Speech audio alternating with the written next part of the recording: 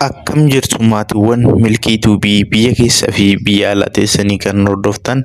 Milkii Tuubiin barnoota afaan Oromoo haala salphaa ta'ee fi yeroo gabaabaa gidduutti barreessuuf akka dubbisuu dandeenyuuf barnoonni har'a qabannee itti kan fufee jirudha. Kanaaf maarree warri yuutuubii keenyaaf haaraa taatan sabiskiraayib, sheer gochuudhaan nu cinaa akka dhaabbattan kabajaan isin gaafanna. Warreen barumsa kanallee barachuu barbaadan karaa Telegiraamii, karaa Imoo, karaa Zuumii, karaa WhatsAppii, karaalee ni danda'ame kamiin barachuu warreen barbaadan yeroo gabaabaa keessatti haala salphaa ta'een barumsa afaan Oromoo kana barreessuu dubbisuu akka dandeessaniif lakkoofsa asii gadi isinii keenya jirru kanaan nu qunnamuu ni dandeessu. Kanaaf maarree barnoonni har'a waliin ilaallu mata dureen jecha irra butaa kan jedhudha. Jecha irra butaa jechuun maal jechuudha? Jecha irra butaa jechuun gaafa dubbifamaan gosa garaagaraa lama wal bukkeetti barreeffamuun dubbachiiftuun isaanitti hirkatanii kan jiranii jechaadha. Kanaafuu irra buta jechuun dubbifamaa gosa garaagaraa lama dubbachiiftuutti hirkachuudhaan ergaa kan dabarsan jechuudha. Kanaafiyyuu maarree tokko tokkoon kan waliin ilaallu ta'an nu duukaa bu'a. Malkaa, malkaa, birbirsa, birbirsa, caalbaasii, caalbaasii, furmaata, furmaata, daldala, daldala, bilbila, bilbila, dhuunfaa, dhuunfaa, barcuma, barcuma, tartiiba, tartiiba, geerarsa, geerarsa,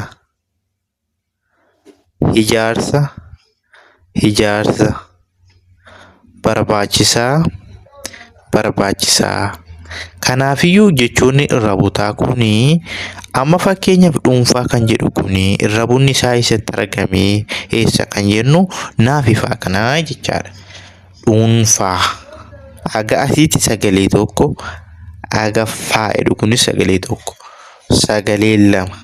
Garuu gidduu isaanii dubbachiistuun dubbifamaa garaagaraa lama gidduu hin galu.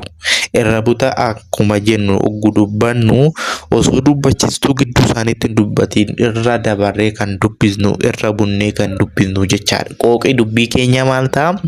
Dhuunfaa hin qabamaa jechaadha gaafaas ga'u. Maal ta'e irra butamee darbee osoo dubbachiistuun dubbatinii jechaadha.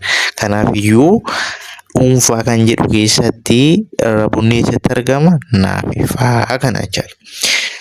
Barcuma, barcuma kan jedhu kunis irra butaa eessatti qabaa? Raa fi caa kanadha jechaadha. Bar kan jedhu sagalee tokko, cuma kan jedhu sagalee tokko, barcuma. Tartiiba kan jedhu kana keessattuu eessatti? Raa fi taadha. Tartiiba sagaleen keenya ni qabama. Tartiiba. Kanaafiyyuu maal goonaa yeroo sagalee keenya baafnurraa hundoofnetti jechichi kun irra butamoo irra buta miti jennee adda baasuu dandeenya jechaadha. Geerarsa kan jedhu kana keessatti eessatti? Raafisa kana. Dubbifamaan maal jennee? Dubbifamaan gosa garaagaraa lama wal bukkeetti yoo barreeffame maal jenne? Jecha irra butaa ta'a jenne. Kanaafuu eessatti? Raafisa kanarratti irra butaa jechaadha. Ijaarsa kan jedhu kun immoo eessatti irra butaa? Raafisaadha innillee.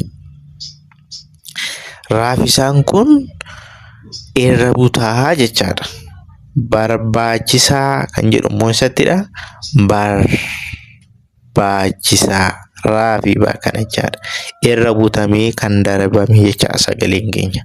Gidduu isaaniitti osoo dubbachiistuun hin galiin irra butamee kan darbame jecha. Kanaaf haala salphaa ta'een barreessuu, dubbisuu viidiyoo kana yoo ilaaltan isiniif galuu danda'a. Kanatti aansee barumsa kanallee karaa Telegiraamii, karaa Imoo, karaa Zuumii, karaa WhatsAppiidhaan bakkuma teessan teessanii barachuudhaaf yeroo gabaabaa keessatti barreessuu dubbisuu haala salphaa ta'een warreen barbaadan lakkoofsa asii gadi isinii keenyuun karaa Telegiraamiidhaan, karaa Imoo, karaa Zuumii, karaa WhatsAppii, karaa kamiiniyyuu nu qunnamuu dandeessu isiniin jenna. Barnoonni har'aaf qabnu asumarratti nugaa nagaan turaa galatooma.